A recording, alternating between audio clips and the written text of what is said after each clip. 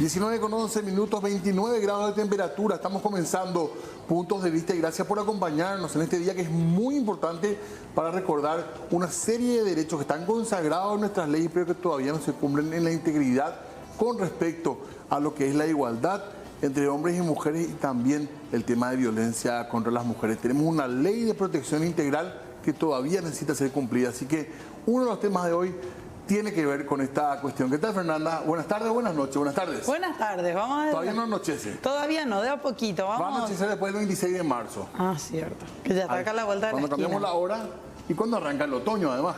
Exactamente. ¿Qué tal? ¿Cómo te va, Diego? Súper bien, Mofer. Súper bien también, 19 horas con 12 minutos. El saludo para todos y todas. Candidatado ya para la política. No. Déjate. Hasta acá. Para transmitir cosas de política, diputada sí. por Asunción. No puedo ser por Asunción, porque soy San Lorenzano. No, pero si está radicada acá. No. Bueno, por Central. Puede ser. No, mentira. No. Hasta ahí. Sin comentarios. Aparte, bueno, los jefes me van a matar si empezamos con la campaña claro. de llevarte para otro lado. El saludo para toda la gente que se va sumando también, en especial a las mujeres, tantas reivindicaciones todavía que hacen falta alcanzar. No olvidar que este día es un día de recordación de lo que pasaba a nivel de historia internacional, podemos decir, o historia universal, Diego, hace años, la muerte de un centenar de mujeres por estar exigiendo mejoras en sus derechos laborales básicos en aquel entonces. Hoy en día hay cuestiones que ya no discutimos por suerte, pero no hace demasiado tiempo. Por ejemplo, estábamos discutiendo si correspondía o no correspondía el salario básico para mujeres que trabajan a nivel doméstico. Así que nosotros queríamos comentar eso. Gracias. Gracias, Adri. Gracias, muy amable. No me esperaba. Bueno. Gracias, chicos. Gracias a todos los muchachos, a las chicas también que están ahí siendo parte de producción, a las editoras. Sí. Súper capas que hacen y ponen su granito de arena todos los días. Muchísimas compañías trabajando intensamente realmente en la noticia. Sí, realmente. Les decía, hay muchísimos derechos todavía que conquistar, derechos laborales, de hecho, que desde los medios mismos hay que hacer un mea culpa y dejar de lado esos discursos de doble moral muchas veces y también mejorar muchísimas condiciones laborales para trabajadoras de distintas áreas y también del área de la comunicación. Totalmente de acuerdo e insistir con eso y también a quienes les toca el rol de educadores en familia, con hijos, con hijas, insistir también en romper ciertos moldes porque es la forma en que a lo mejor más vamos a colaborar. Muchos a lo mejor aprendimos con el camino, pero con el paso del tiempo y a lo mejor nos hemos equivocado en eso, pero podemos a lo mejor tener mejores conceptos a la hora de educar y conseguir una sociedad en la que todo el mundo tenga los mismos derechos, que es un poco el objetivo, y no tolerar ningún tipo de violencia contra nadie, menos contra las mujeres, es un poco el objetivo también. Así que hoy se marcha. Hoy se protesta en el mundo entero, así que es súper importante lo que está pasando. Hoy yo estaba viendo imágenes de España, impresionante la cantidad de gente. Creo que ahí siempre se da una movilización muy grande y por sobre todo muy fuerte, incluso coberturas de medios que se hacen, pero a un nivel que aquí no nos imaginamos. Así mismo. Tiene mucho aparecían en los carteles? Frases de Shakira. Ah, sí. Que ella está muy sí de moda además. Ella sí o sí. Vamos a ver si aparecen en las marchas de acá. Seguramente que sí también. De hecho que se va desarrollando a las 19.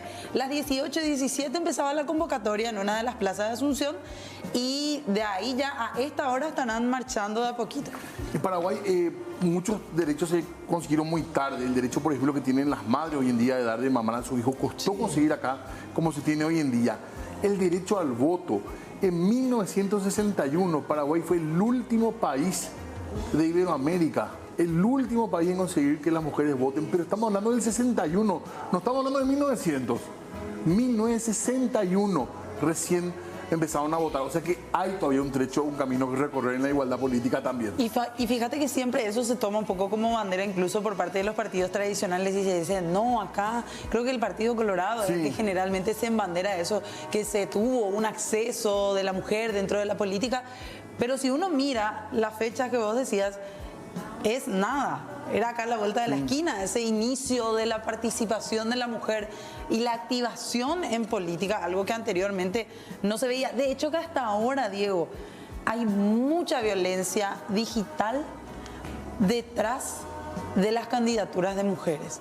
Hay muchísimo discurso de odio en diferentes personas que se encargan de atacar a sus contrincantes políticas mujeres, no a través de propuestas, sino a través de dichos referentes a su forma de ser, su forma de actuar, su forma de vestir. Y con algunos clichés también vinculados a un montón de cosas. Sí. Que lo que vemos, sobre todo en las que son referentes de sus partidos, vemos que lo sufren directamente. Podemos pensar en Celeste Amarilla, podemos decir en Masi, en la propia senadora Lilian Samaniego. En su momento, lo que decíamos de Blanca Ovelar, para no hablar solo de oposición. Exactamente, ¿verdad? En el Partido Colorado ella misma contaba que no tuvo el apoyo que tenía que tener, así que es largo. Hoy hubo ya actividad de diputados. Sí, hoy hubo actividad nuevamente en diputados. Estuvimos haciendo cosas referentes justamente a este día, el Día de la Día Internacional de la Mujer Trabajadora. Y en estos días seguramente cuando la producción así lo decida. Y hay ese reencuentro y así de... Claro que sí hay. De hecho que ya hubo en Senado cuando ellos se adelantaron al trabajo, los demás pospusieron. Hoy muchas discusiones, mucho recuerdo, también igual estuve leyendo ahí dentro de lo que era la sesión. La mayoría también teniendo que ver con sus discursos ya en pos de sus campañas políticas respectivas. Y volviendo nada más al tema de mujer dentro de la política, que va a ser el tema central que vamos a estar tratando, Diego. Qué pena, decimos, y desde el año pasado que venimos diciendo aquí en Puntos de Vista, qué pena que aquellas candidatas que teníamos para la presidencia, mujeres, terminaron descabalgando. Realmente. En pos de otros hombres. Y había muy buenos nombres realmente, como para pensar en la candidatura de una mujer que todavía es una deuda política que creo que está pendiente en el Paraguay y que mucha gente tiene esperanza de que ocurra en algún momento. Y no solamente por el simple hecho de decir, no, ¿para qué vamos a poner una mujer que no sepa conducir un país? No, pero hay cuántas mujeres capacitadas a quienes no se les da el verdadero espacio para demostrar que tienen liderazgo político también, al igual que tantos hombres, y propuestas políticas. En la región creo que solamente nosotros y Uruguay no estoy seguro, pero Ecuador. Tuvo Brasil, tuvo Argentina, tuvo Chile, Presidentas. Perú, sí, tuvieron presidentas ya, así que es un poco un tema pendiente también que tenemos en la República del Paraguay. Exactamente, vamos a estar hablando de eso, vamos a tener invitada a una mujer, a dos mujeres de hecho, pero una de ellas es candidata a presidenta. Muchas no la conocen. La semana pasada hablábamos de ella. Aquí en el equipo mismo un poco estuvimos mostrándonos sorprendidos por el poco espacio también que tienen muchas veces algunas mujeres que se van candidatando para espacios políticos. Así que vamos a estar hablando de eso y también de debate presidencial, Diego. Así que temas que tenemos en la agenda y nosotros también. Aparte de todo eso, tenemos muchas noticias que contarles a todos ustedes y gracias por acompañarnos como todas las tardes. Arrancamos ya hablando de este tema que tiene que ver con el Senado y que tiene que ver con el visto bueno a la posibilidad de aumentar el castigo para el sicariato. La Comisión de Prevención y Lucha contra el Narcotráfico y Delitos Conexos del Senado dictaminó a favor de la aprobación del proyecto de ley que incluye el sicariato dentro del Código Penal. La Comisión resolvió dar visto bueno a la iniciativa legislativa en la versión Cámara de Diputados. De acuerdo a lo aprobado, los hechos de sicariato estarán contemplados como hecho punible dentro del Código Penal y tendrá una pena mínima de 15 años y la máxima sanción incluso puede llegar a los 30 años de pena privativa de libertad. Esta iniciativa legislativa surgió luego del asesinato al fiscal Marcelo Pecci en mayo del 22.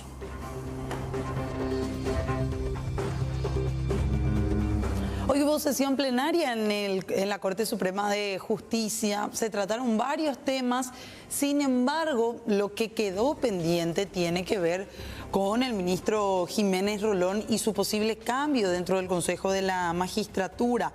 Se trataron en total 13 puntos incluidos en el orden del día, pero no fue tratado por los ministros del máximo tribunal la supuesta maniobra para sacar al ministro Eugenio Jiménez Rolón del Consejo de la Magistratura.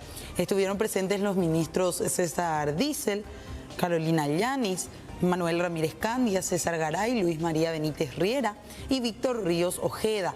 Los ausentes fueron los ministros Alberto Martínez Simón y justamente Eugenio Jiménez Rolón, quien participó de la última jornada de audiencias a postulantes a ministros de la Corte, en reemplazo de Antonio Fretes.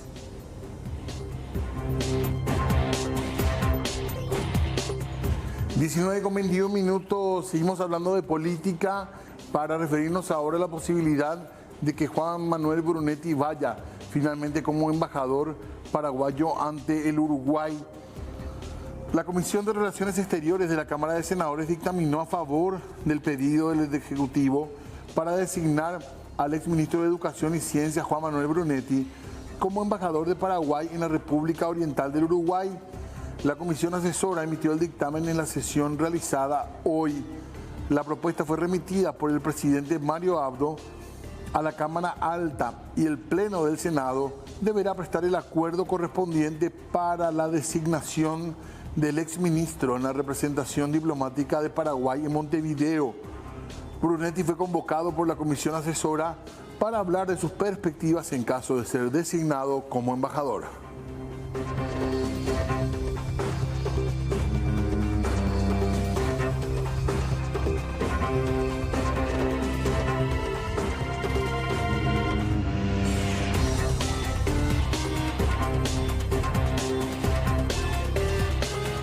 Y hablamos de la actividad que se tuvo también hoy en la Cámara de Diputados. Se reiniciaron las sesiones y en este sentido aquella solicitud, aquel proyecto de ley que pedía la pérdida de investidura para más de 31 diputados fue directamente al archivo. El proyecto en específico hablaba de supuestos hechos de sobornos que habrían recibido varios diputados. Este punto fue rechazado por una mayoría de 46 votos. Por lo tanto, pasó directamente al archivo. Varios de los diputados que habían sido acusados a través de este documento se manifestaron al respecto. En este sentido, lo que decía la denuncia específicamente y derivaba como consecuencia de lo anunciado hace unos meses por la Embajada de los Estados Unidos en nuestro país, es que supuestamente varios diputados, 31 legisladores en total, 28 del Partido Colorado y 3 del PLRA, supuestamente recibieron sobornos a cambio de sus votos a favor o en contra de ciertos proyectos. Esto generó todo tipo de críticas hacia los proponentes de esta pérdida de investidura que finalmente el día de hoy pasó al archivo.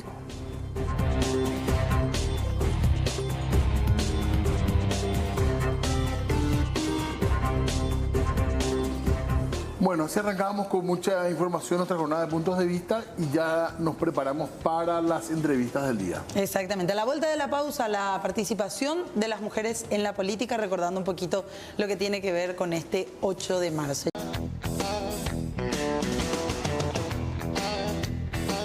Muy bien, 28 de las 19 y nosotros ya le adelantábamos que íbamos a tener una conversación política hoy, sobre todo y pensando en la fecha que se recuerda este día, hablar un poquitito de política y la participación de las mujeres en la política de nuestro país. Exactamente, por eso ya queremos presentar a nuestras invitadas de esta tarde-noche, agradecerles también por haber aceptado la invitación. Está con nosotros la doctora Rosa Bogarín, le decíamos de hecho, Diego, ya la única candidata a presidenta de la República. Así mismo. ¿Qué tal, doctora? ¿Cómo le va?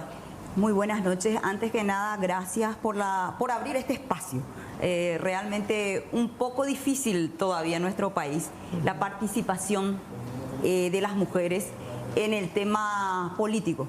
Y vemos todavía incluso en los medios de comunicación, hoy nos encontramos con un debate presidencial que prácticamente se circunscribe de vuelta a los mismos actores de siempre. Todavía nos cuesta en el país abrir los espacios no solamente a la participación femenina, ¿verdad? Sí. Sino básicamente abrirlo al espacio, a la gente, al ciudadano común. Totalmente. Y es eso lo que les agradezco infinitamente esta oportunidad. No participaste en muchos Hasta programas. ahora ni uno solo. Estoy esperando y de hecho que yo creo que en este país los espacios hay que tomarlos. Claro. Todavía no somos capaces de abrir ese espacio en forma más democrática a la gente, que no es habitual de la política. Totalmente. Todavía tenemos ese recelo del bipartidismo en realidad y de los mismos autores de siempre. Claro. Y hay que ocupar espacios. En nuestro país no se regala, se ocupan espacios. Y también nos acompaña Cintia Figueredo, ella es directora de Políticas de Género del Tribunal Superior de Justicia Electoral. ¿Cómo le va, directora? Muy buenas tardes a todas, a todos. Complaciente también de compartir este panel con la candidata a la presidencia. Es realmente un orgullo para nosotras las mujeres estar representadas y tomar justamente, como dice ella, los espacios que bien tenemos que ir trabajando cada vez más desde el lugar donde nos toque desarrollarnos.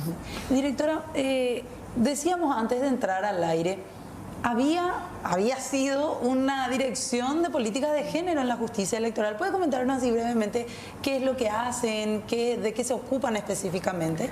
Bueno, nosotros de la Dirección de Política de Género, que es la primera política institucional sobre la participación y el liderazgo de las mujeres, trabajamos desde el año 2017, trabajamos en 3 líneas de acción bien definidas, que son la visibilidad de las mujeres, las estadísticas y datos, análisis de datos y el empoderamiento político de las mujeres. En estas 3 líneas de acción tenemos varios programas. En la visibilidad tenemos el programa de Conociendo a nuestras autoridades mujeres, en donde tenemos un espacio en las redes sociales, en la página también de YouTube, también en la página web del tsj.gov.pi, en donde pueden conocer a autoridades o a mujeres que han llegado a ser autoridades, tanto en municipales como en la senaduría, como en diputados. Tenemos también materiales didácticos, revistas y libros que anualmente vamos lanzando, en donde también plasmamos historias y testimonios de mujeres que han participado en política, como también las acciones que venimos realizando periódicamente todos los años. Pues, doctora, ¿por qué es importante la participación de las mujeres en la política? Para ponernos más en contexto, ¿verdad? Y destacar eso. La población del Paraguay está compuesta del 50% de hombres y el 50% de mujeres, según la estadística y censo. Según el padrón, somos el 49,8% de ciudadanas mujeres con derecho a votar y a ser elegidas. La cosa pública, la administración pública y la gobernación debería de ser en conjunto entre hombres y mujeres. La única manera de poder fortalecer nuestra democracia, de igualar la cancha, es administrando juntos, hombres y mujeres. ¿Por qué? ¿Y por qué es importante que se participe desde el sector femenino? Porque sencillamente la representación política tiene que estar, debe ser participativa y debe estar representada por todos los sectores: mujeres, hombres, jóvenes, pueblos originarios. O sea, debes tener un conjunto de todas las necesidades que conforma una sociedad. Por eso es importante que las mujeres participen y por eso es muy importante que podamos también crear las condiciones necesarias para que ellas puedan efectivamente participar en política.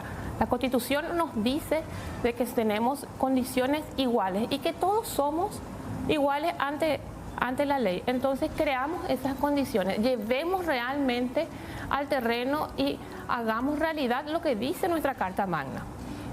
Doctora Ugarín, ¿ustedes ven reflejada esa intención realmente ya en el campo de activar en política, de presentarse como candidatas? Realmente nosotros, como parte del Partido Socialista Democrático Herederos, que es la chapa que estamos utilizando el partido, podemos decir que tenemos muchísimas mujeres en nuestra lista. 512 candidatos tenemos, de los cuales hemos tratado de cumplir el 4-1. En el 5.º lugar hay una mujer. Hemos intentado, hemos hecho el esfuerzo de que la participación de la mujer, y en nuestro caso se dio una cuestión un poco más fácil. ¿En qué sentido? Hoy día las mujeres llevamos la delantera. Yo vengo del sector del gremio médico. El Sindicato Nacional de Médicos del Paraguay en su mayoría, las que estamos en la actividad sindical somos mujeres, somos mayoría. Y hoy la presidenta del sindicato, la doctora Rosana González, hace dos periodos que está ejerciendo la titularidad. Lo mismo se da en el sector del campo, del que nosotros somos hoy representantes genuinos, y también de ese sector originario. Nuestras candidaturas nacen desde el campo, nacen de asentamientos campesinos. Tenemos muchos hermanos originarios candidatos en la lista nuestra y tenemos muchas mujeres. ¿Por qué? Porque la lucha campesina hoy, como los hombres han sido imputados en su mayoría, hoy la lucha campesina se circunscribe básicamente en esa confrontación, inclusive por eso uno ve en los desalojos cómo son las mujeres las que van al frente, con sus niños inclusive. Esa es la realidad que hoy afronta nuestra población. Es la mujer la que está llevando básicamente la resistencia que hoy se da en la lucha en el sector del campo y en el sector originario aún con más razón. Y en estos sectores, doctora, también hay barreras machistas, hay ese manejo, o es distinta. Es distinto. Yo creo que nuestra gente va cambiando. Yo creo que incluso el capitalino del Paraguay es más machista hoy día. En el sector del campo quizás esa lucha ha hecho que los hombres valoren el esfuerzo de las mujeres. Entonces es más fácil. Antes las mujeres quedaban a cuidar a los hijos, no. Hubieron ciertas organizaciones incluso en el sector campesino. La Federación Nacional Campesina abrió un espacio en eso. Ellos en época en que marchaban, las mujeres marchaban al frente y sus hijos quedaban en una guardería. O sea, ya con el concepto de que la participación de la mujer fuera efectiva al 100%. Ya no se limitaban a quedarse en la cocina y el hombre ir a la movilización, no. Se trabajó y yo creo que hoy eso también se refleja, en nuestro caso, en las candidaturas. Y han sido los hombres los que han propuesto mi candidatura. Y uno ve incluso hoy de repente lo que vos mencionabas hace rato, de que todavía somos discriminadas, pero a veces son incluso las compañeras las que más discriminan a las mujeres que nos animamos. A veces el varón ni siquiera discrimina ya tanto y somos las mujeres.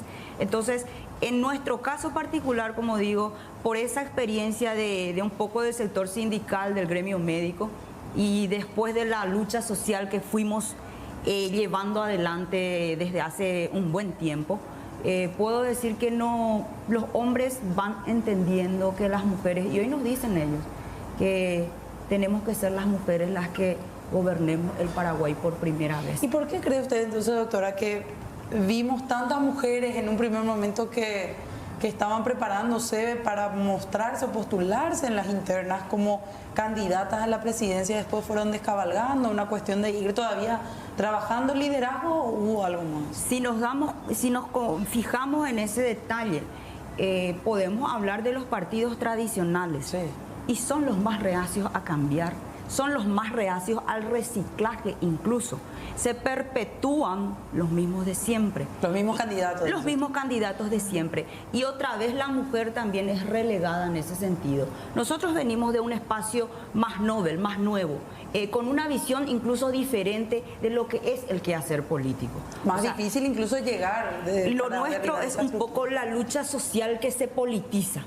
Entonces ya llegamos con una fuerza, nos ganamos ese espacio, los compañeros entienden de repente, como digo, ligamos balines de goma igual que los varones, y entonces eso nos dio también un cierto posicionamiento. ¿Y el partido de ustedes cómo está formado en cuanto a cantidad Nosotros de gente? básicamente, Diego, venimos de un llamado Pacto Histórico Popular. Nosotros como organización madre nacemos del Consejo Nacional de Liberación, que es un espacio creado hace poco tiempo. Tenemos prácticamente más o menos 2 años de iniciar la organización, y se inicia con el sector del campo, se inician con las movilizaciones de los marzos, y después en este Pacto Histórico Popular convergemos con el Partido Socialista Democrático, que hoy es la chapa que nos lleva al espacio electoral. ¿O la principal propuesta? El Consejo Nacional de Liberación nace con el eje fundamental de la lucha por la tierra. Nuestros candidatos que hoy enarbolamos son muchos de ellos candidatos nacidos desde asentamientos en lucha por la tierra. Tenemos gente de Pedro Jiménez, tenemos en los departamentos de Caaguazú, en departamentos como Canindeyú, tenemos candidata a una lideresa de pueblos originarios de la comunidad Iapo en lucha por la tierra. Esos son los candidatos que nosotros hoy tenemos en esta lista. Directora, ¿cómo estamos a nivel normativo en Paraguay con respecto? Hoy es un problema de leyes, es un problema de cumplimiento de normas para poder pensar una igualdad en la participación política. En realidad pasa más por una cuestión cultural. Nuestra norma es respetada. O sea, nosotros tenemos una sola norma o un solo marco legal, que es la cuota del 20% en las internas, que en razón de cada 5 lugares tiene que ir como mínimo una mujer. No quiere decir que en el 5.º lugar tenga que ir una mujer, ni tampoco que solamente sea una. Eso se aplica sola y exclusivamente en las primarias, en las internas. Luego ya no hay ninguna norma de participación que regule la participación política de las mujeres. Si bien los partidos políticos y los movimientos son libres en su estatuto de establecer su cuota, tenemos partidos que tienen la cuota mucho más elevada, inclusive hay partidos políticos que tienen paridad. Entonces eso también se ve como una buena voluntad de los partidos políticos. ¿Quién controla esto? Controla los mismos tribunales electorales partidarios. No pueden ser inscritas esas listas que no cumplan ese marco legal. ¿Y no hace falta otra normativa o se piensa en otra normativa?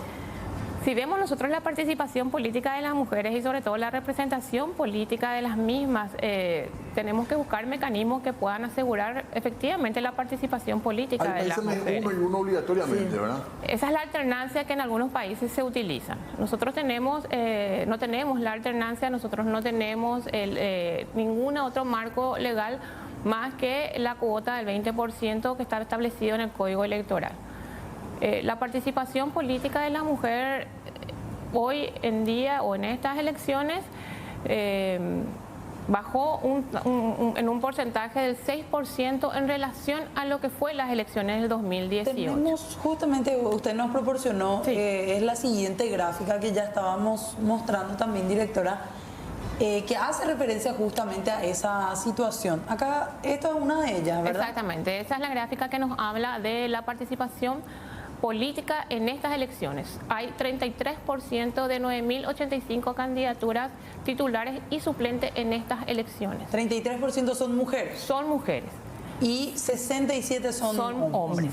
Y había otro también con la siguiente gráfica que es la pueden comparación, ¿verdad? Está el comparativo de lo que fue las elecciones 2018, en donde la participación política de las mujeres ascendió al 39%, o sea, 6% más de mujeres hubieron en esas elecciones en comparación a esta. Pero no llegó al 39%. La participación del 2018 sí.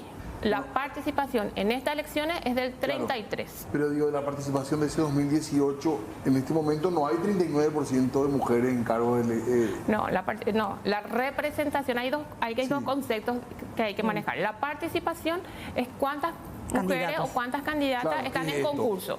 Y la representación es el resultado de las elecciones o cuántas mujeres están en este momento. Y no llega al 18, creo. No llega ni al 16% la representación en la Cámara Legislativa, en ambas cámaras. ¿Y en otros espacios, Junta Departamental? En Junta Departamental llegamos al 20%, en la actualidad o en el 2018 no hubo ninguna mujer gobernadora después de 2 periodos, son todos ocupados por hombres. Todos hombres. ¿Y ahora cómo estamos en gobernaciones, por ejemplo? ¿Hay candidatas mujeres? Hay candidatas mujeres, tenemos candidatas mujeres, es un número bastante discreto, pero Sí, hay. poquísimo. ¿Y en los municipios, directora? En los municipios tenemos el 12% de representación en cargos de intendencia.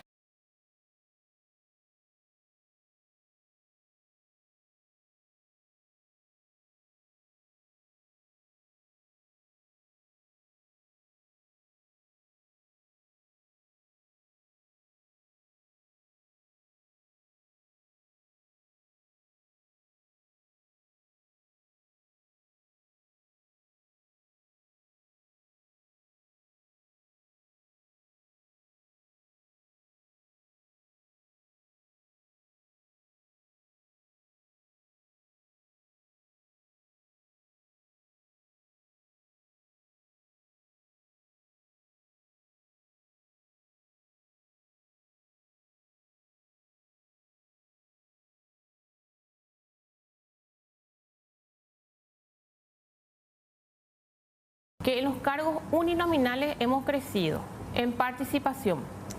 Sin embargo, cuando trasladamos eso a cargos plurinominales, llamemos Cámara de Senadores, Cámara de Diputados, Junta Departamental, vemos un retroceso en la participación.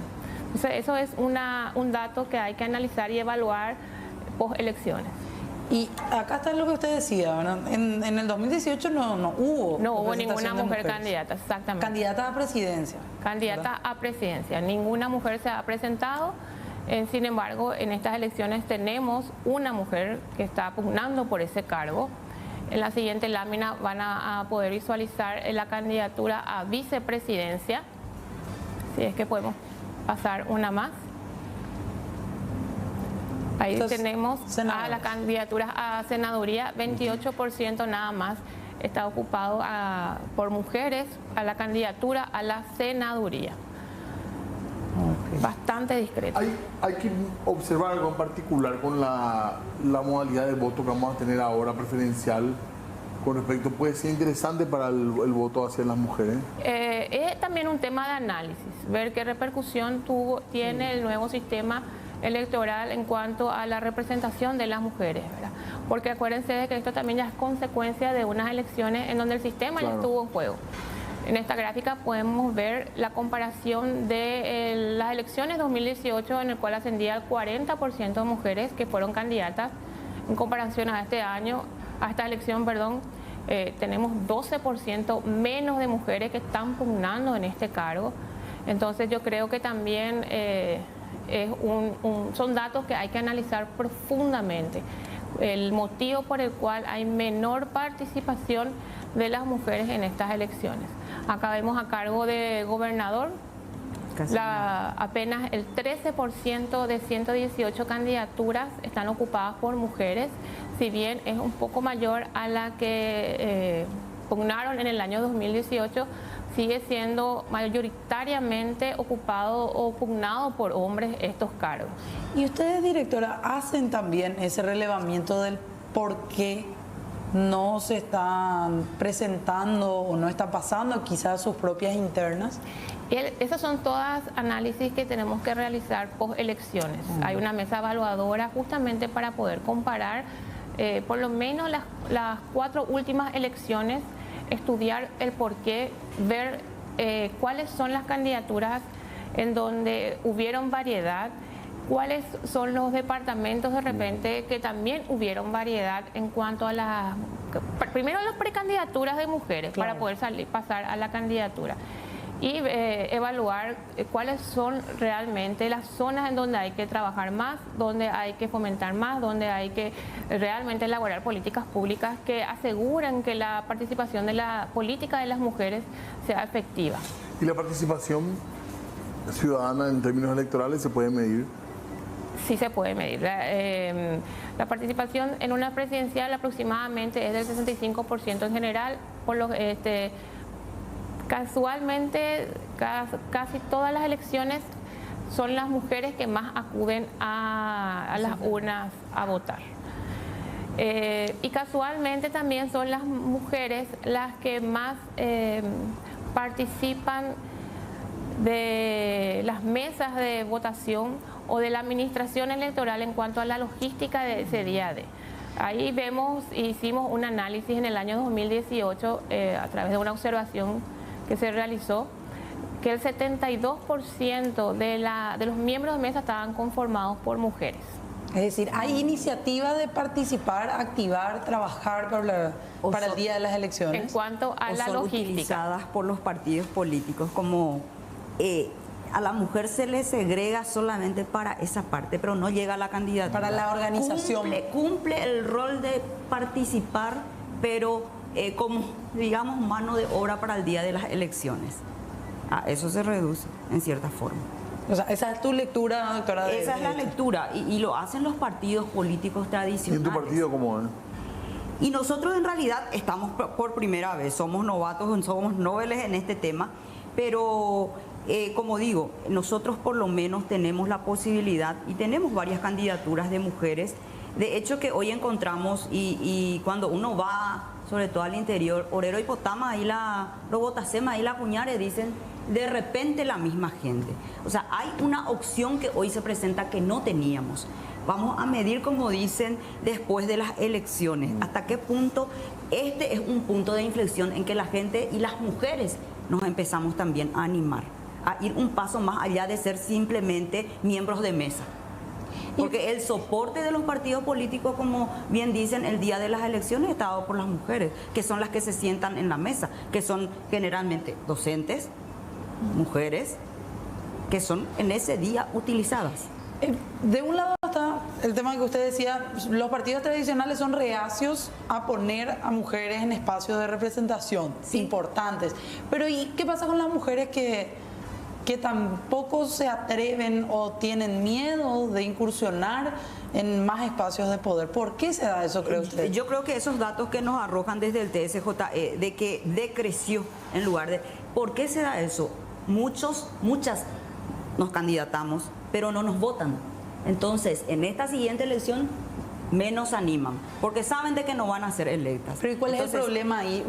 ¿Es un problema de capacidad de la mujer o es un problema sociocultural el por qué no se votan tantas mujeres? Y justamente tiene que ver con nuestra cultura acostumbrada a que sea siempre el varón, ¿verdad?, el que esté adelante, tanto en los espacios administrativos como por más que la mujer demuestre solvencia, generalmente no es tenida en cuenta para llegar a ocupar ese espacio por encima del varón. Doctora, es así, eventualmente... es así. Se ven en las direcciones, uno va al ministerio y encuentra varones prácticamente en todas las direcciones.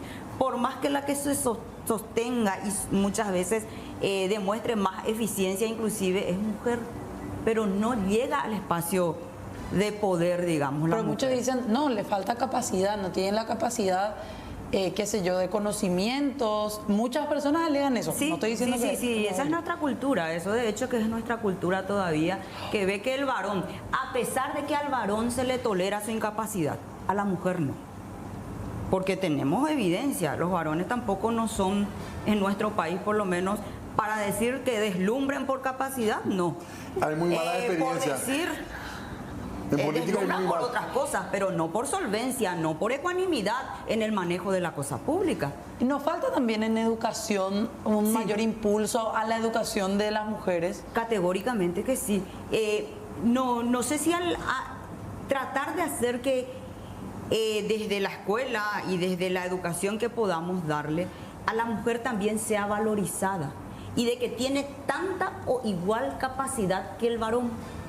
Pero muchas veces le ponen ciertas limitaciones. Se ponen limitaciones. El tema de la maternidad, por ejemplo, es uno de ellos. Sí, de hecho que es un factor que hasta hace un tiempo para nosotros en salud pública y en el sector médico, empezando la residencia en el Hospital Nacional, una prácticamente tenía prohibido el hecho de embarazarse durante la residencia médica porque eso implicaba cierto desequilibrio para el servicio. Por los permisos. Entonces, claro, por los permisos que implica. Hay ciertas cuestiones que nosotros todavía estamos años luz incluso. Doctor, en eso. y en cuanto a las posibilidades de ser el gobierno, ¿hay políticas públicas pensadas para fomentar la participación política de las mujeres? En nuestro caso, nosotros, por ejemplo, decimos que las mujeres, y son políticas que tenemos que instalar, el tema no más simple, de las guarderías que no tenemos en nuestro país y que impiden muchas veces que las madres inclusive puedan tener ese tiempo también para dedicarse a otra cosa que no sea o el cuidado de sus hijos o el trabajo, ¿verdad? Existen cosas que impiden a la mujer dedicarse a full time a esto. Los varones sí están libres muchas veces, tienen ciertos beneficios que le otorgan inclusive en cuestiones laborales. En cambio la mujer tiene que ir de la crianza del hijo al trabajo y entonces la actividad política ya casi es imposible. Pero eso es porque no hay una paridad también en el cuidado, en el compartir justamente ese cuidado del hijo a veces. Es toda una cuestión cultural que nosotros todavía tenemos que ir trabajando muchísimo. Y todavía se le ve a la mujer, como digo yo, como en cierta forma incapaz de llevar adelante inclusive políticas públicas. Todavía creen que no somos capaces. Y en el sector, yendo al tema político, ¿verdad? Y se ve esto en estos días. Son todos varones a quienes se les entrevista. Los mismos medios de comunicación solamente dieron espacio a los varones hasta ahora. Esa discriminación en positivo que yo podría aducir en este momento como única candidata mujer, no he podido ejercer. Entonces nos tienen un poquito relegadas. ¿Y de los partidos hablaron con ustedes, por ejemplo, buscando alianzas, buscando fortalecer de otros partidos de oposición o no pasó eso? Nosotros estuvimos días pasados hablando un poquito con otros partidos políticos, sobre todo en el tema de lo que sería el día D, el tema del apoyo, del control de mesas. Hemos hablado también de lo que sería el tema del transporte para el día con otros partidos. Hemos buscado esos espacios de unidad, pero con partidos que son en cierta forma independientes y que son los partidos pequeños, que no tienen representación parlamentaria quizás. Pero los partidos grandes son los más reacios a ese espacio de gestar más que nada participación ciudadana, que es lo que nosotros enarbolamos. Nosotros tenemos y enarbolamos la búsqueda no de los cargos, sino del poder popular. Nuestra lucha viene no solamente en esta campaña electoral, esto ya es un espacio más nomás. Lo que venimos buscando es que el pueblo se organice, que el pueblo conozca sus derechos y que en base a eso se organice. ¿Para qué? Para ir a buscar esos beneficios y esos derechos que les son negados. O sea, nuestro caminar tiene una visión diferente de país por construir en realidad. Directora, usted también, quizás es difícil un poco desprenderse del cargo que usted ocupa, pero como mujer, ¿cómo ve la participación de las congéneres dentro de lo que es la política, la activación en política, ese trabajo constante que seguramente se tiene también dentro de la institución con otras mujeres? Si bien los números no son favorables, ¿verdad? Yo siempre digo que no podemos solamente cuantificar una política o cuantificar la política. Nosotros tenemos que elevar la política, tenemos que elevar la calidad de la política. Y es ahí donde nosotros apuntamos con la Escuela de Formación Política para Mujeres Líderes. La Escuela de Formación Política para Mujeres Líderes nació en el 2018, antes de las elecciones, cuando nos dieron la oportunidad de hacerlo, y venimos llevando 10 ediciones de aquella vez. Tenemos ya concejalas, tenemos intendentas que han pasado por esa escuela y que han obtenido herramientas que puedan utilizar en su gestión. Ahora tenemos también más de 120 mujeres que han pasado por la escuela y que están siendo candidatas en este momento. ¿Y qué les enseñan ahí? Tenemos realmente, son 18 módulos. Se da desde la introducción a lo que es la democracia paritaria y la igualdad y la equidad de género, sistema político, el marco legal, financiamiento político, procesos electorales, el ciclo electoral, faltas y delitos electorales, políticas públicas y presupuesto de gobierno o presupuesto municipal de acuerdo a qué tipo de elecciones estamos pugnando, oratoria, comunicación, organizaciones intermedias, todo lo que necesita saber una persona. ¿Para quién es el público, digamos? Para las mujeres. En general. Para mujeres líderes que quieran pugnar en las elecciones. En épocas electorales o cuando empieza el ciclo electoral, nosotros lo que hacemos es solamente dedicarnos a las mujeres que van a pugnar. La formación. Y antes hacemos la formación de mujeres líderes. ¿Por qué? Porque el liderazgo empieza en muchos sectores de la sociedad civil, no solamente en lo que es la política para el Estado mismo. Y de ahí también emergen muchos liderazgos que luego pugnan en un cargo electoral. El curso dura 2 meses, es totalmente gratuito, expertos internacionales. ¿Cuántas son candidatas, perdón?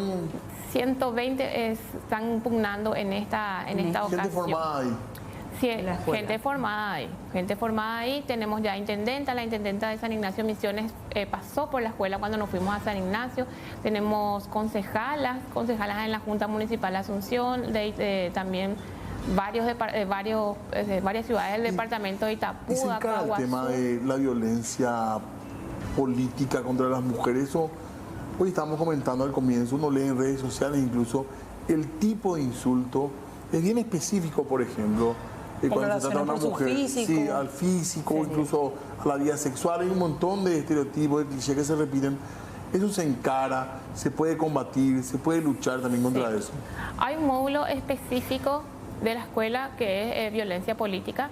También están en los cursos de precandidatas y candidatas que esta semana termina también con el tema específico de violencia política. Nosotros no tenemos ninguna normativa sobre violencia política, hay un proyecto de ley que está esperando ser tratado.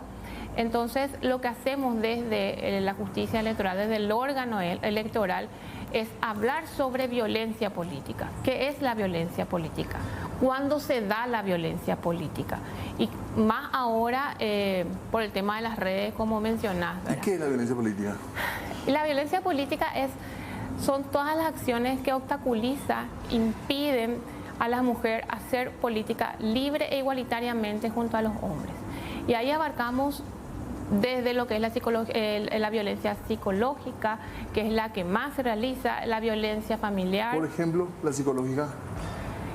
El estereotipo que le damos, por ejemplo, al cuerpo de una mujer. Jamás uno le pregunta a un candidato varón por qué se puso la misma camisa ayer. Sin embargo, nosotros a las mujeres les juzgamos y les estereotipamos de repente por ponerse un mismo vestuario, un mismo corte de pelo, o criticamos mucho el físico de ella, o criticamos mucho la relación sexual o la relación que tenga con su pareja, o sencillamente comienzan los agravios de ¿con quién se quedan tus hijos mientras que vos haces política? Eso es un trabajo psicológico que le hace a las mujeres, porque a nosotros nos preocupa con quién se quedan las criaturas. Y al hombre nunca le preguntamos eso. Al hombre nunca se le pregunta eso. Inclusive al preguntarle a una mujer su estado civil, cuando la candidatura lo que debe de ofrecer son planes de trabajo, son planes de gobierno, son propuestas, no lo que lleva la persona en su intimidad. Y eso se da también, directora, en esos espacios pequeños, comisiones vecinales, esos espacios, como decía, de liderazgo dentro de grupos específicos también. Se da en todos los espacios, inclusive en espacios de amigos, en espacios informales, en donde creamos frases que de repente lo normalizamos, que no es normal decir. Entonces ahí empieza a cultivarse, a sembrar esos estereotipos que se van creciendo, y a la medida que la mujer va ocupando más espacios de poder, por supuesto, eso está siempre más a la luz de ¿Qué frase, por ejemplo, perdón, directora, si podemos poner también con ejemplo la frase? Hay una publicación en donde se le ve a Bill Clinton con sus nietos, tiene 15 nietos, y decía: abnegado presidente, buen abuelo y buen padre. Sin embargo, le ponen a su contrincante, era también una mujer: ¿dónde quedarán los hijos y los nietos de esta mujer cuando ella pueda hacer su gobierno?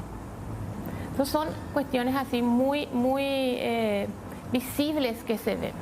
Y nosotros vemos eso a diario también en la Cámara de Senadores, en la Cámara de Diputados, cuando cuestionan de repente algún actuar de nuestras congéneres que están ocupando lugar, cuando levantan sus voces, cuando protestan, cuando se plantan. Ahí ellas son locas, son histéricas, son hormonales, y otras cuestiones, ¿verdad? Insultos que no se le adjudican a los hombres. Exactamente. Sin embargo, hemos visto peleas mucho más elevadas, físicas inclusive, tirándose agua, tirándose botellas, en donde al hombre no se le dice o no se le gestiona que son histéricos, ni hormonales, ni locos, sino que están defendiendo ellos sus posturas políticas. Y bueno, con respecto a las preguntas, creo que ya nos tocó un poco de palo ahí, ¿verdad? Con respecto a los medios de comunicación, digo. Pero quería ir un poco más sobre los medios. ¿De qué manera también se perpetúan ciertos preconceptos de los medios? Los medios de comunicaciones creo que tendrían también que trabajar una perspectiva, una mirada, un lente de género, un lente de mujer, como nosotros le llamamos, en cuanto a la participación de las candidaturas femeninas en los espacios que también se le da a ella, no solamente en candidaturas electivas, sino también en cargos. Vemos muy frecuentemente paneles de candidaturas todas masculinas cuando también tenemos candidaturas femeninas, o de repente buscamos candidaturas ya que tienen una trayectoria, una relevancia. Entonces, ¿dónde está la oportunidad que debemos de brindar nosotros como sociedades, donde nos toque desarrollar igualar la cancha para que todas las candidaturas a lo mejor puedan ser visibles? Y es ahí donde nosotros invisibilizamos mucho a las mujeres. Doctora, usted quería hablar hace rato también cuando hablaban de la violencia dentro del Congreso, por ejemplo, que creo que es una de las cosas más palpables. De hecho que eso se ve, al varón se le permite todo.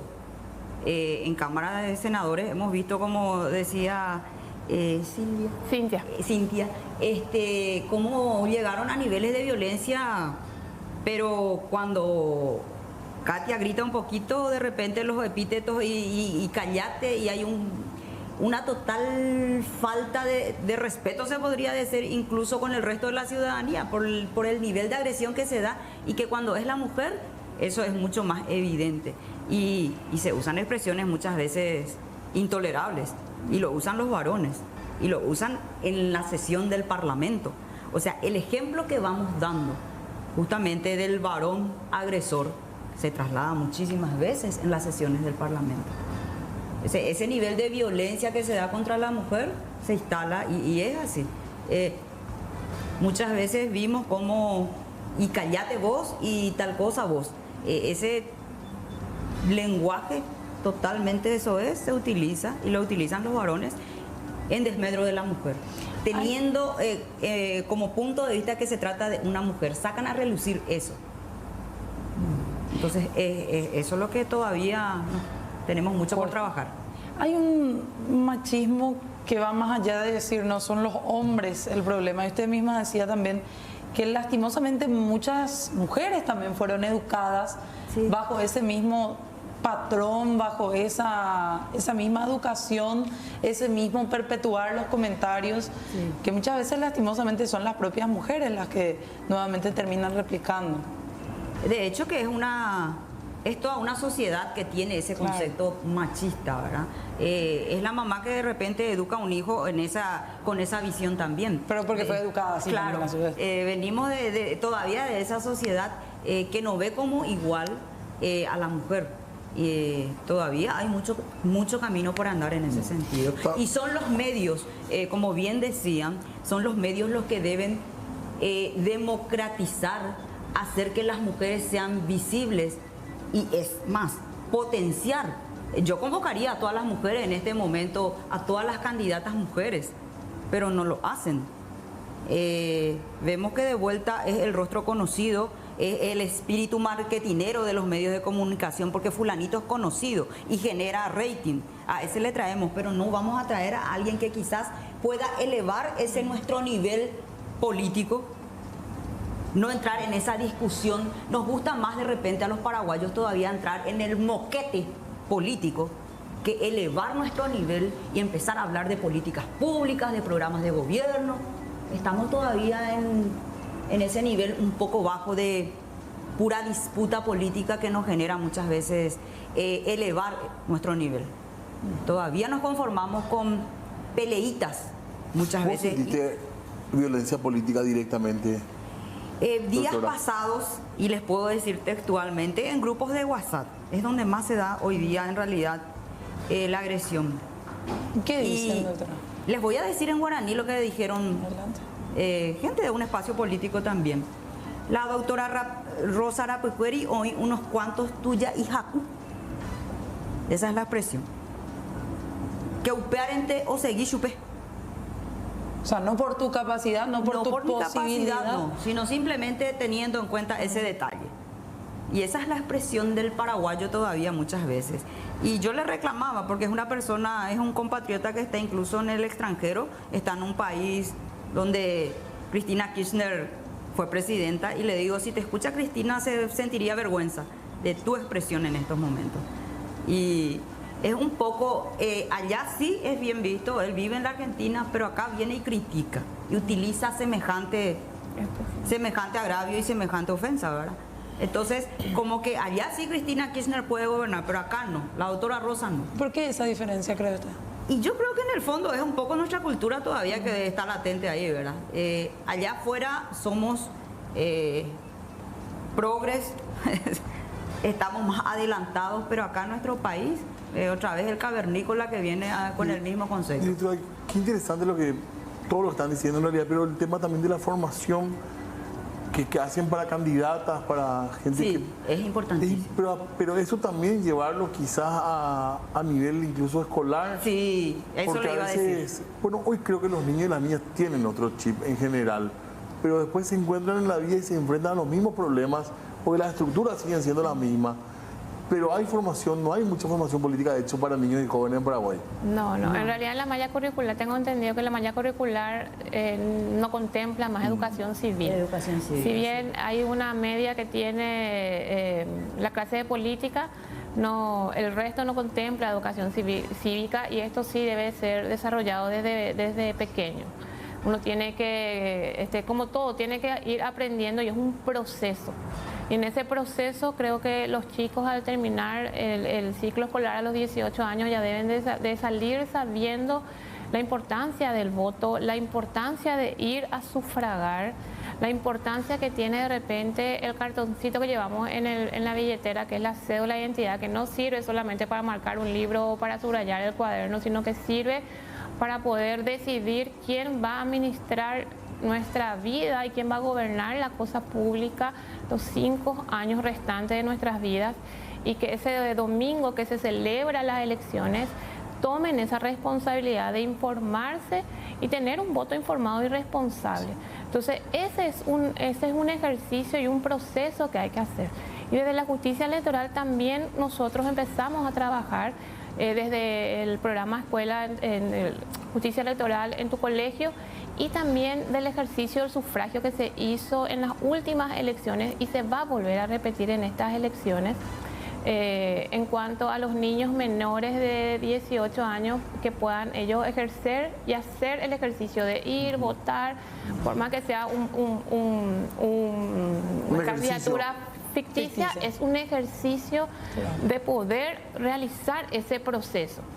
Entonces es importante que desde los colegios se vuelva de vuelta el tema de educación cívica. Doctora, gracias por venir. Directora, también le agradecemos mucho.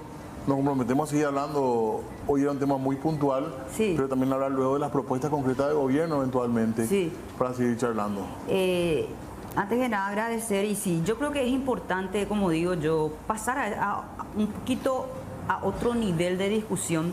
Y en esta campaña política es importante. Nosotros básicamente pedimos que la gente vote por un programa de gobierno. Somos diferentes en el sentido, no vamos al voto por la persona.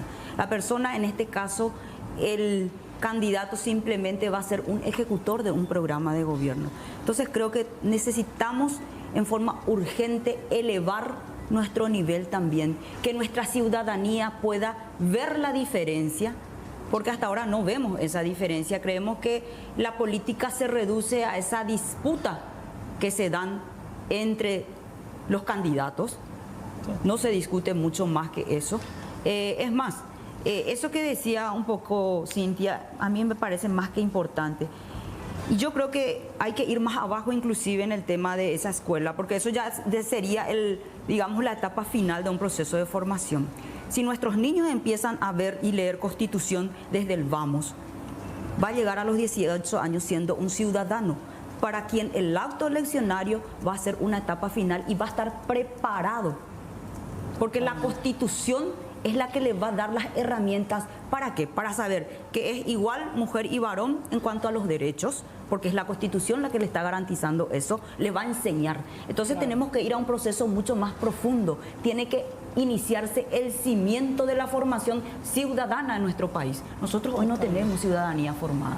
Y nace desde ahí, desde el vamos, desde conocer nuestros derechos constitucionales, nuestras obligaciones como ciudadanos, y que a los 18 años, así como tiene que tener capacidad, nosotros decimos, de salir con su registro de conducir, tiene que salir con su capacidad de decidir correctamente como ciudadano. Y yo les insto a la gente a que se involucre en política. Y nosotros hoy proponemos que cada vez más joven, a los 25 años yo le digo a la gente que se candidaten todos, que no esperen ese estadio, porque hoy tenemos que un desfasaje, nuestra gente, 60% de una población menor de 30 años que hoy no se siente identificada con una clase política que raya los 50, 60 años. Totalmente un desfasaje en cuanto a la relación y a la manera de encarar incluso la visión país y político que podamos tener. Bueno, gracias. Doctora, nos quedamos sin tiempo. Sí. Directora, también le agradecemos muchísimo por acompañarnos en este día. La construcción del poder popular es lo que nosotros estamos insistiendo en nuestro programa de gobierno, y en eso queremos decir, por fin, ese gobierno obrero y campesino y popular con los hermanos originarios y campesinos es lo que estamos enarbolando y caminando, y creemos que el 30 de abril la ciudadanía va a dar respuesta a eso. Gracias, doctora. Gracias, directora. muchísimas gracias Muy a usted. amable. Bueno, hacemos una breve pausa, Sí. Diego, y después vamos a seguir con más temas también. Además de eso, recomendaciones para todos ustedes que queremos hacerles. Bueno, 20 con 20 días de entrevistas, ya estábamos hablando un poco también del 8M en esta jornada tan especial, y también ha sido un día marcado por una noticia de la que habíamos hablado antes con mucha expectativa, la posibilidad de un debate presidencial, Sí. con un comité que se creó para esto, con una organización que ya habíamos charlado incluso cómo iba a ser, ya con detalles, pero pasaron cosas. Pasaron cosas el día de hoy, anuncios, condicionamientos, podríamos decir. Vamos a preguntar. Bueno, ya estamos en compañía del señor Jan Esperanza, miembro justamente del Comité para el Debate Presidencial. ¿Qué tal? Buenas noches. ¿Qué tal? Hola Fernanda, hola Diego, un gusto compartir con ustedes. Igualmente. ¿Qué pasó? Bueno, te poner un poco en contexto, Sí. ¿verdad? Hace como 3 meses nos juntamos básicamente 5 organizaciones.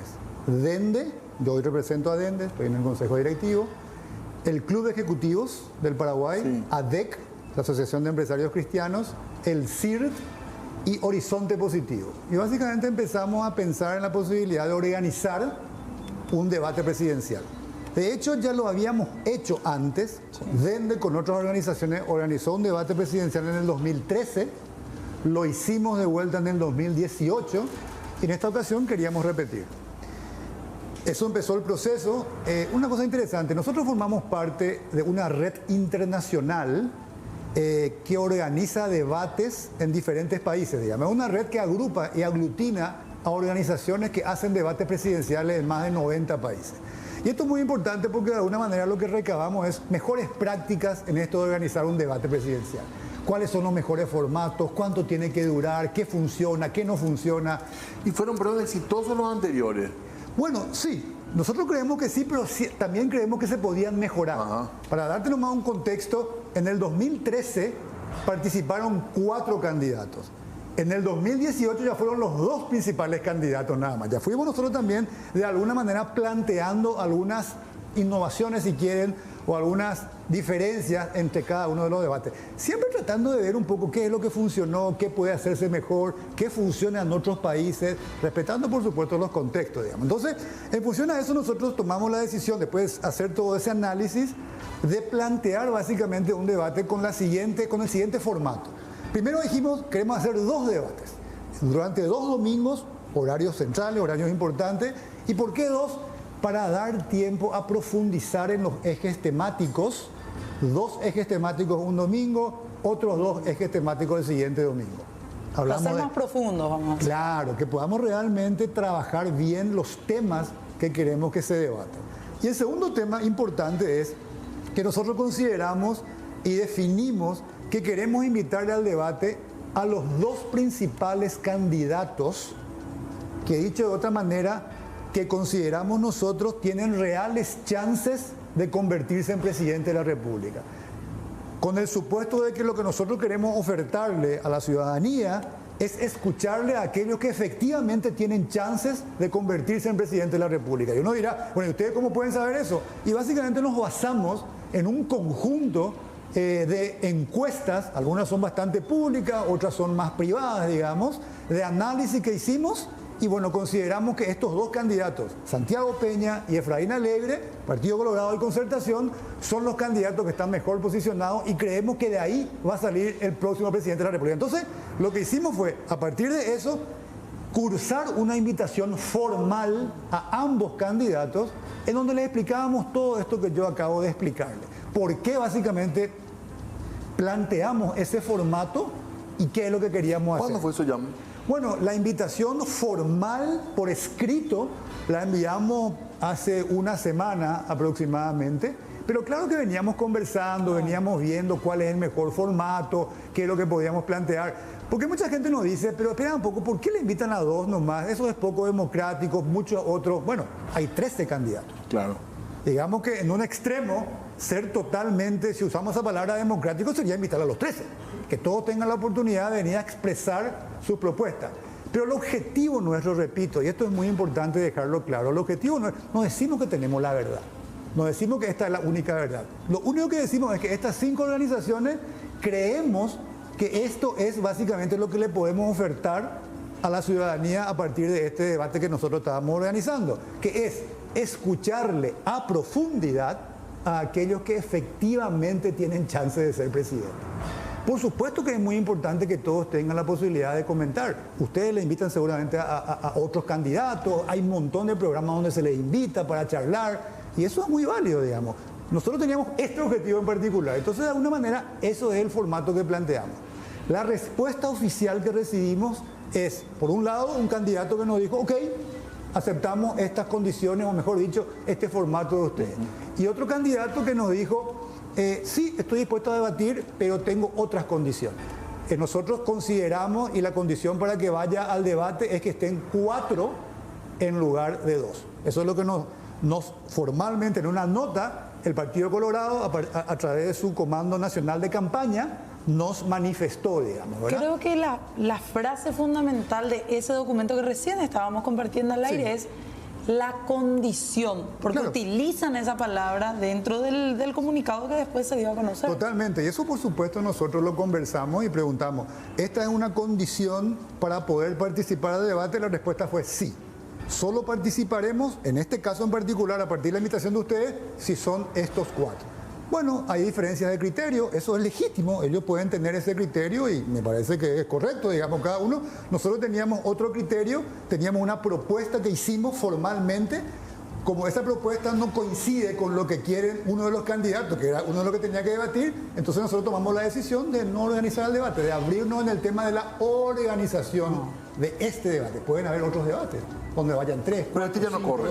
Este en particular, organizado por nosotros, bajo las condiciones que nosotros, el formato que planteamos, no, porque no hay un acuerdo para que se pueda hacerlo. ¿Y qué criterios se pusieron en discusión hoy cuando les llega esa... Bueno, básicamente lo que nosotros nos mencionan es que el partido que menciona esta condición de que sean 4 es para que la ciudadanía tenga una oportunidad de escuchar otras propuestas también de otros candidatos. Correcto, ese es un criterio que nosotros entendemos que es válido. Nuestra racionalidad detrás de esto es, nosotros compartimos de escuchar propuestas, pero queremos escuchar a aquellos candidatos que tienen real chance de ser presidente de la República. Y eso es en base. Hay también un componente histórico donde participa el Partido Colorado, el Partido Liberal, están las mayores chances. Te voy a dar más datos con respecto a esto. En las últimas 3 elecciones presidenciales, el tercero en disputa no superó 6%. Y eso también se tiene en cuenta. Claro. Es decir, finalmente hay 2 candidatos, y esto ocurrió en el 2018, uno llevó 40 y algo, el otro 40 y algo, en el 2013 uno llevó 40 y algo, el otro llevó 30 y algo, en el 2008 la misma cosa. Finalmente, esta palabra puede ser un poco, no sé si la palabra polarización, porque claro, puede tener una connotación negativa. Yo hoy mencionaba en un programa, a mí tampoco me gusta una sociedad polarizada, pero en este caso lo que tenemos son básicamente, de acuerdo a los datos que nosotros tenemos 2 candidatos que tienen la preferencia o la intención de voto y uno de ellos va a ser presidente de la República.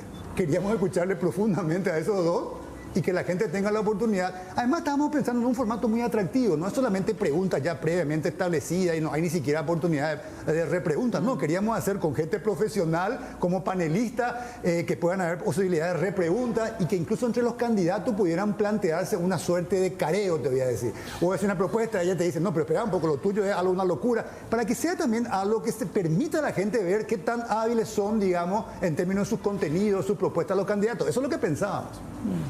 Bueno, ponemos una pausa un ratito, Jan, porque ya estamos en comunicación también a través de Zoom con otro de los precandidatos, de los candidatos, digo bien, a la presidencia, Paraguayo Cubas. Les saludamos, buenas noches. Hola compañeros, ¿cómo están? Un placer saludarles, las órdenes. Buenas noches, Payo, ¿cómo estás? Bien, ¿ustedes me ven a mí? Perfectamente, Sí, súper. te escuchamos también perfectamente. ¿Vos? Yo no les veo. Bueno, pero pero nos escuchás te bien, escucho. así que podemos hacer las preguntas. Bueno, Paraguayo Cubas, hoy usted salió con todo al paso de esta intención de que ustedes también participen del debate. A mí sinceramente me da igual que esta gente de DENDE, Desarrollo para la Democracia, me inviten o no. Fíjense quiénes integran esta ONG. Todos son unos delincuentes, empresarios contrabandistas, pero legales, porque son amigos de los poderosos, ganaderos y sojeros. Por supuesto que a mí no me va a invitar a Costa Garbarino, Beltrán Maqui, Jorge Geise, que esto que se están chupando todos los medicamentos en Paraguay y que no permitan que medicamentos extranjeros entren y ellos nos venden puro almidón. Grosbron, abogado de los narcolavadores de dinero. Patricia Dos Santos, de los de Pacha Querida, que ustedes ya saben cuál es su orientación. Alejandro Zucolillo, lo mismo de siempre. Rodolfo Boga, otro abogado de los grandes narcotraficantes de este país. Y así va la lista. Imagínense quiénes son estos tipos para decir quiénes son los que tienen mayores posibilidades. Con el mismo criterio, voluble ellos, yo les digo a todos estos que les nombré que son unos delincuentes, ellos y sus familias, y no van a poder querellarme porque saben que en un juicio les voy a demostrar esto. ¿De dónde pico ellos tienen la varita mágica? Están induciendo al voto y eso es un delito. Y si me joden las bolas, les voy a denunciar a la fiscalía para que tanto Manuel Ferreira Bruschetti, gran bandido que fue ministro de Hacienda de Federico Franco, imagínense, ellos son los que establecen las condiciones de quiénes son los preferidos por ellos, por los ejecutivos delincuentes de este país. Pero el pueblo, compañero, hoy yo salí a la calle, o Titipá, Chereje, llévenle un poco ustedes, Efraín, en un semáforo en Fernando de la Mora, a chipazos lo van a correr. Paraguayo. Chipazos. Llévenle un poco a Santi Peña en una esquina, le van a correr, pero a sablazos. Ahora, la explicación que se da en base a las encuestas, porque la mayoría de las encuestas... Dame el nombre de una encuesta. No, pregunto, ¿vos tenés alguna encuesta que marque en contrario la tendencia que vaya por... Claro que sí. Hoy, justamente en Radio 1000, Mina accedió a esa encuesta y es la que realiza el TSJE con empresas norteamericanas. Y esa es la única verdadera que no se da a conocimiento. ¿Y qué dice Porque esa se encuesta paga con respecto a tu dinero del candidatura, Estado. Payo? 30% Payo, 20 Santi, 18 Alegre, 6 Euclides. Denme ustedes el nombre de una encuestadora, a Tiesnit, que le puso tercero a Lugo. Denme, OIMA no existe esa encuestadora que lo pone a Santi allá arriba. Ecodata no tiene en su Facebook más que una publicación del año 2020. Pero que me dejen de romper la bola con las encuestas. Las encuestas, si acá viniera Ibope, si acá viniera Folia de San Pablo, que no vino, y ellos están aprovechando que Folia no hace encuestas, reproducen otra nomás de estos mercenarios de Grau y compañía. Señores, salgan conmigo a la calle, invitémosle a la gente a hacer un debate en la esquina de una calle de Asunción, y ahí ustedes van a conocer la encuesta.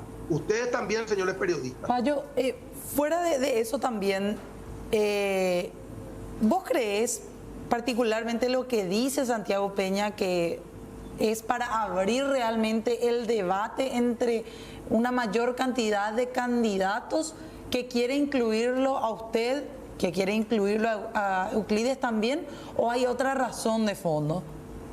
Lo que pasa es que Peña lo que no quiere es polarizar el tema entre los azules y liberales, que se está imponiendo a través de ustedes, los medios de prensa. Con guión o sin guión, a veces porque es el flujo de la marea nomás. Ahora, ellos por supuesto que no quieren polarizar porque tienen los equipos de funcionarios públicos de uno y otro lado. 140.000 funcionarios los colorados y 100.000 los liberales. Y los del Frente Guazú con 80.000. Entonces ellos quieren mantener este Estado en las condiciones en las que está, que nada cambie. La alternancia de los liberales fue Federico Franco y ustedes saben cómo nos fue con ellos. Entonces, es pura bola. ¿Y vos querés un debate? ¿Vos querés estar en una mesa con Efraín y con Santiago Peña? Claro que sí, pero que no me inviten los dueños de los transportes públicos de este país, que le hacen sufrir a la población y que no cumplen con su horario itinerario. Ellos saben que si yo llego, se les terminó el negocio. Que no me inviten estos asesores de Federico Franco y compañía. Claro que quiero estar, con muchísimo gusto, pero quiero estar en un lugar como allí, en el canal de ustedes, a diestra y siniestra las respuestas, compañeros. Pero no, con esto... Al hablar de que Peña no quiere ese bipartidismo que se quiere imponer, decís vos, intrínsecamente uno entiende ya que la candidatura de otros más, la participación de otros más en el debate, así como es tu caso, puede ayudarle a él a su campaña, puede dispersar los votos de la oposición, ¿o no? ¿Por qué le va a ayudar a Peña ni a Carter mi campaña si yo pido votos colorados? Yo no estoy en este juego pidiendo votos de los liberales, que aún así en un 40% ya son míos hoy, son las encuestas de los propios liberales. Yo no pido el voto de este otro sector azul, pero acá están 1 millón de colorados. Yo le estoy fundiendo a Peña su negocio. Tendrían que apreciar muy bien eso, Efraín y compañía, no están fritos. Payo, gracias por tu tiempo, vamos a seguir charlando y por supuesto acá siempre estaremos listos para, si nos permitís, hacerte preguntas, así que muy amable de tu parte. Con mucho gusto, adiós y gracias. Paraguayo Cuba, hablando con nosotros, se habían manifestado ya en redes, quiero usar la palabra, pero no voy a usar, quejándose de no haber sido invitado. Exactamente, y ahora ya apuntando a cuestiones personales, netamente individualidades, Jan. Quiero decir muy claramente, las personas que él mencionó, para mí son personas muy respetables, las conozco a cada uno, por eso lo digo. Así que, por supuesto, absolutamente en desacuerdo, y él fue por otro lado, ya directamente atacando a la persona. Yo les planteé cuál fue el racional detrás de por qué hicimos esto de la manera que lo hicimos. Lo hacemos muy transparentemente, no decimos que tenemos la verdad, pero es el criterio que construimos en base a las experiencias previas acá en Paraguay y a las experiencias internacionales a partir de esta red que mencioné. Aparte, además, es un debate que organiza un grupo de gente. Claro, un conjunto de organizaciones de la sociedad civil privada que planteamos algo, ¿verdad? No nos aceptaron eso y lastimosamente nosotros nos bajamos. Sí. Puede hacer otra gente el debate, puede organizar otro, ustedes pueden organizar un debate, otro grupo. Celeste Amarilla, buenas noches, ¿cómo le va? ¿Qué tal, Buenas diputada? noches, ¿cómo están? Buenas noches a la audiencia, buenas noches acá a Jan Esperanza. Gracias por acompañarnos un día que estamos hablando mucho de política y también mucho de lo que es el derecho de las mujeres en la política. Creemos que en algunos sentidos se lograron muchas cosas, pero todavía hay una deuda histórica. Así es. Pero quiero meterme un poco en el tema este. Sí. Esto es un poco como que yo organizo mi cumpleaños, decido invitarle a ustedes dos y no a Jan, y luego vos me decís, no, yo no me voy si no se va Jan. O sea, ¿en qué grado estás? ¿Cuántos años tenés? Cualquier organización es libre de organizar un debate y escucharle a los candidatos que ellos quieren. En este caso eran los que están más polarizados y mejor posicionados, que son de los partidos tradicionales, pero uno de ellos representando una amplia concertación. Me parece absolutamente legítimo. Habrán otras organizaciones que quieran hacer con otros candidatos. ¿Y lo de Peña? Y lo de Peña es una excusa infantil, seguramente una respuesta rápida, sin pensar, le agarraron medio de sorpresa, porque en realidad él no quiere debatir porque tiene miedo. ¿A qué tiene miedo? Él tiene miedo a lo que le puedan preguntar. Él no tiene todas las respuestas como quizá tenía 5 años atrás. Él no tiene todas las respuestas. Sobre ese tema, Jan, Sí. al momento de enviarle a ustedes, así va a ser el debate.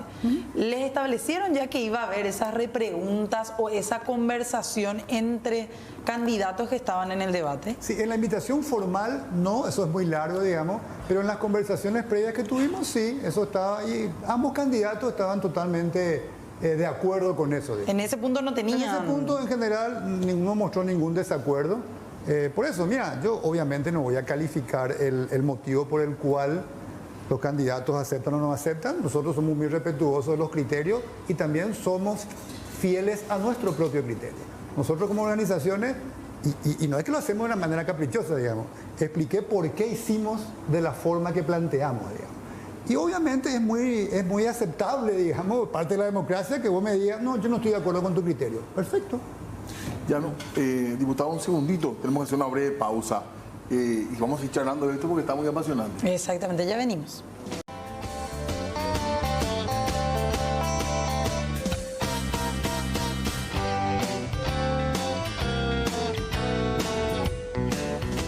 Bueno, 20:43, seguimos nosotros debatiendo sobre el debate, que por de pronto no va a ser, esto ya es así, ya, ¿verdad? Sí, no va a ser desde nuestras organizaciones. Correcto. No que lo habrá intentona planteamos. de Una revisión. un telefonazo a Peña, al Derete, ¿no?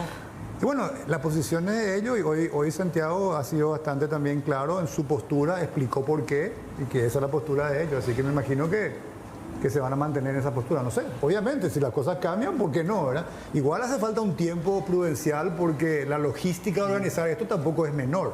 Acuérdense que queremos hacer con varios canales, queremos que los panelistas sean profesionales, hay que preparar eso. Queríamos nosotros también involucrar a muchas organizaciones para el conjunto de preguntas, para entender bien cada uno de los temas. Queríamos hacer muchas cosas, digamos, que implican preparar. Todo eso es lo que vamos también aprendiendo de esta red internacional. Te dicen, fíjense, es muy importante. Estábamos viendo, por ejemplo, los debates en México, en Chile. Lleva un tiempo de preparación. No es que se pide nomás, Diego, vení pues el domingo y hacer unas preguntas. No, mira, se prepara y estamos hablando de periodistas profesionales que están detrás de eso. Entonces, lleva su tiempo. ¿Cuál es el...? Decíamos, usted decía, diputada, Peña sabe que no tiene las respuestas para algunas cuestiones que pueden saltar como preguntas. ¿Cómo qué, por ejemplo? Y como qué pinta Cartes en esta campaña, como el tema de la presidencia de Cartes ante el Partido Colorado, los préstamos de los que supuestamente dependen su campaña, la mano de Cartes detrás de él. Yo creo que ese es el miedo, porque yo no lo veo a Peña sin la capacidad de debatir. Yo creo que él puede debatir todas las cuestiones técnicas, entonces no entiendo por qué la excusa. Pero quería decir que es una lástima esto, que se le prive a la ciudadanía de esto. Hace un año atrás, no recuerdo quién me trajo un modelo de una ley vigente en Estados Unidos, de la ley de debates. No recuerdo quién me trajo, para hacer por ley que tengan que haber debates, y no me disgustó nada, Socialicé con algunos y algunos sí, no, saben que allá es muy difícil sacar algo. Pero es ¿verdad? necesario, ¿cree usted, diputado? Yo creo que es sumamente necesario, porque es la única forma que la ciudadanía tiene de escucharlos a los dos en un ámbito que no es preparado por cada uno de ellos. Porque, a ver, vamos a poner el ejemplo de los que están. Efraín se va a un acto donde está su público, claro, y él dice lo que su público quiere escuchar. Cómodo. Idem Santi Peña. Entonces, se le aplaude muchísimo, él se le aplaude muchísimo al otro. El debate es realmente donde están los moderadores, los abogados del diablo, que le van a preguntar a ambos cosas que la ciudadanía quiere ver cómo se desenvuelve y quieren escuchar realmente. Los debates de Estados Unidos vuelcan elecciones, la gente cambia su voto esa noche del debate. Además hay ese condimento que decía Jan, le querían agregar en esta ocasión, que es que ellos se puedan interpelar uno al otro. Que creo que eso también es algo que no se aplicaba antes. No se aplicó anteriormente, era parte de las innovaciones que queríamos hacer. Vimos que se está cada vez usando más eso en diferentes países. Y un poco lo que decía también la diputada, es cierto, hay países que tienen ese tipo de leyes. Particularmente Estados Unidos no lo tiene todavía, Es que no pero me- hay países que lo no me tienen. acuerdo si era de Estados por eso, Unidos. pero hay países que lo tienen. Obviamente, cuando existe ese tipo de leyes, hay un organismo oficial que organiza Sí, eso sí. y tiene también sus reglas. Seguramente que al ser público tiene que ser con todos, no sé. Sí, sí. Pero se puede apuntar a eso ya. Claro, Sí. sí, hay países que han decidido, digamos, Paraguay no tenemos eso, es totalmente voluntario, el candidato puede aceptar o no las condiciones que él considera que puede aceptar o no. Incluso en otros países se vuelve, entre comillas, más sencillo porque hay balotaje. Claro. Al haber balotaje, vos tenés dos candidatos, ya no hay Pero discusión. en Estados digamos, Unidos hay un ¿verdad? comité parecido al que tienen ustedes, pero hay una tradición. Si alguien no se llega al debate, no tiene la más mínima chance de En Estados recibir. Unidos. Claro, Claro, pero si exactamente. voto, nadie lo va a... En Ya es Francia algo lo mismo. cultural. Claro, porque en Estados Unidos la lógica es similar a la que nosotros planteamos. Solamente debaten aquellos que tienen reales posibilidades de ser presidente. Claro. Me dirán, es un país bipartidista, siempre son el Partido Republicano, el Demócrata, y esa es la realidad. Pero ellos no tienen balotaje. Estados Unidos no tiene balotaje no tiene. y tampoco tiene esa ley, digamos. Ahora- Brasil tiene balotaje. Entonces hace un debate ya final, y fue un debate muy duro Claro. entre Bolsonaro y No se Lula. ocurría faltar. Por supuesto. Y hubo debates antes de las primarias donde participaban todos, digamos, ¿verdad? Pero los debates finales ya eran los que estaban ya cerca de la elección, de lo que eran Ya más dijiste duros. nomás lo de el Bolsonaro, porque Bolsonaro se decía que había un ambiente de hostilidad ya en la prensa brasileña hacia él por un montón de situaciones. Igual fue Bolsonaro, Sí. porque también se comenta ahora, esto, no sé si se quiere instalar, como que hay un ambiente más favorable, por decirlo, sobre todo por Soledad con Efraín, y que sería incómodo para Peña. Es como algo que quise instalar como una explicación también para decir por qué no va No, Peña. por lo menos de los organizadores, absolutamente no. Y nosotros tenemos mucho cuidado en el formato de los preguntadores, de los panelistas, para que no haya ningún tipo de favoritismo ni nada de eso. Y ¿verdad? hay gente de todos los partidos también, ¿verdad? ¿Cómo? Hay gente de todos los partidos, Por supuesto, exactamente, en DENDE mismo, en otras organizaciones hay gente de todos los partidos, efectivamente. No, eso tenemos mucho cuidado porque obviamente no vamos a caer en eso. A mí me tocó, yo creo que soy la más vieja del grupo, a mí me tocó participar de los debates cuando las candidaturas de la INO Guamosi, Eso es imperdible. sí, sí, y qué pena que la gente de hoy no pueda tener esa oportunidad. Qué Desalienta esto, pena. diputada, el acceso también a la información que pueda tener la gente previo a las elecciones. Claro, no, y hay cosas que ellos quieren preguntar y que por lo menos alguien va a preguntar por ellos. También el último debate que yo recuerdo fue Martín Burr versus Barcini, Intendencia Municipal, 96. y habían debates. Qué pena que ni eso podamos conseguir en este país del cual se enamoró para siempre el infortunio. Ahora, también hay un problema que me parece que ahora va a caer de Maduro en el sentido que no, en estos tiempos es imposible hacer eso. Pero se instaló la idea de que está ganando en las encuestas, no va a debatir. Pasó con varios candidatos que se Error. borraron. El caso de Error. Lugo fue famoso, un debate televisivo que no se presentó. Pues no, era por eso. Claro, que supuestamente había una trampa de un momento incómodo que le iban a hacer pasar, pero uno recuerda el enojo de Humberto Rubín en ese momento. Se instaló esa idea de que es mejor no ir en ciertas condiciones.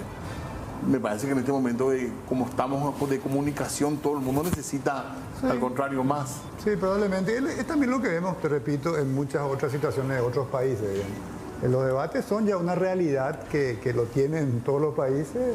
Tiene que ver también con que obviamente la comunicación llega mucho más, la gente quiere escuchar, tenemos los medios que tienen una llegada importante, las repetidoras. Bueno, por eso nosotros hacíamos esto. Y obviamente, repito, nosotros cuidamos mucho de este tema de la imparcialidad. Creo que somos organizaciones, ya hicimos esto antes y salió bien. Ustedes, no creo que nadie mencione, no, ustedes en el 2013 favorecieron a alguien, en el 2018, nada. Se hicieron los debates, se lograron hacer. Y bueno, queríamos hacer algo similar, digamos. De cierta manera también nosotros nos subimos sobre cierto prestigio que tienen las organizaciones en el sentido de que no entramos en ese tema de favorecerle a uno a otro. E inclusive ahora, que no puede ser posible, somos muy respetuosos de las decisiones. Para nosotros, básicamente, hay una diferencia de criterio. Respeto tu criterio, es la forma en que vos ves las cosas. Nosotros tenemos un criterio que lo hemos presentado en la propuesta. Si no se puede dar, qué pena, nos bajamos de la organización. Diputado. Aparte, es muy básico también pensar que ellos van a hacer un debate para beneficiarle a uno. No estamos pues en el colegio. Eso va a ser un fracaso. Si ellos hacen un debate donde a todas luces le benefician a uno, va a ser un fracaso. La gente va a apagar el televisor. Claro. Y se van a quedar viendo los seguidores de ese beneficiado. ¿Cuál era el trasfondo real de querer invitar por parte de Santiago Peña a los otros dos, a Euclides, a Payo? ¿Era realmente abrir la cancha, dejar el bipartidismo? Mentira, buscó una excusa, pero... ¿Y usted cree que ellos son, así como se va instalando una especie de satélites nuevamente para la dispersión de votos de la oposición? De hecho que sí. Que sí. Los dos, claro. En esto que siempre nos pasa y nos pasó muchas veces, solo espero que piensen bien y espero que estén rezando para que la diferencia se dé a pesar de ellos. Euclides está viejo ya para ser el culpable de la derrota. Estás viejo, Euclides. Ya no es tu momento. Pasó. No hay Y posibilidad. ahora si sos el culpable de esta derrota, ya está, hasta la tumba, lo poco bueno o malo que hiciste en tu carrera política se va a ir al mazo ahora. Si no entendés que podés ser el que nos haga perder. Y Payo Cubas, ¿qué le puedo decir que luego no desate cualquier respuesta? Payo Cubas debería retirarse. No. Diputada, ya una última cortita. ¿Había periodistas del grupo Cartes previsto en el debate? Bueno, estábamos todavía nosotros tratando de seleccionar una diversidad importante que responda un poco también a esa diversidad que hoy hay en los medios de comunicación. La respuesta es sí. Sí. Bueno, ya en Esperanza, diputada Celeste Amarilla, le agradecemos muchísimo por venir junto a nosotros, por venir acá esta noche. Gracias. Gracias, Diego. Gusto. Nos vamos. Nos vamos porque se nos acabó totalmente el tiempo. Volvemos mañana. Mañana sin falta, puntos de vista. Chao, chao.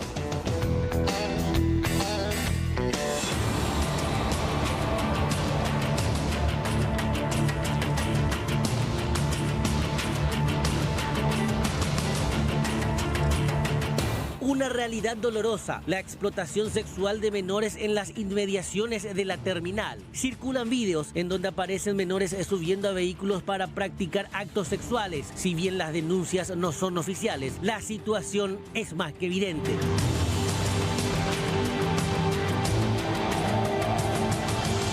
En Reporte Matinal, desde las 6 de la mañana, analizamos esta lamentable situación.